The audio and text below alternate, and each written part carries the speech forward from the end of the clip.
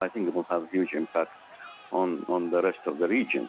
And this is a very important, strategically very important region for the U.S. and Bahrain specifically. They have the base and the headquarters of the Fifth Fleet, U.S. Fifth Fleet in Bahrain. And they consider Bahrain as a front line fighting the Iranian influence in the region as well. So if they look, always they see the Iranian shadow in Bahrain.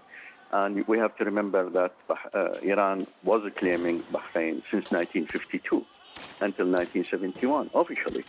And this claim has renewed many times in the last few years. So for the U.S., they look at it strategic question rather than just a simple protest. I think the U.S. will regret the human casualties, the loss of life, and will ask both sides to restrain.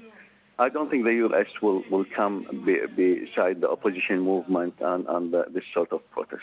I find it very difficult because if the attitude of U.S. is going to support the protester as happened in Egypt, this is going to open the floodgate in the whole region. And we understand as well that the US doesn't actually have an ambassador in the country. That's going to make it quite difficult for them to gather intelligence to be able to react, isn't it?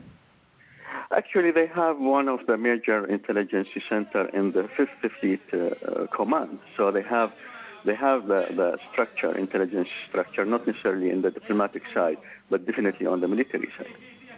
And you mentioned at the end there as well the reaction across the rest of the Gulf region. What do you think other governments and other heads of state will be thinking at this time? I think they will come in support of the Bahraini government because, as I said, how they look at the region as an opposition movement, have a sectarian demand, try to push their demand and taking advantage. So I don't think they will, any government here will allow such event to basically force the government for major concession. It's going to be a major problem if the king gives major concession under such pressure.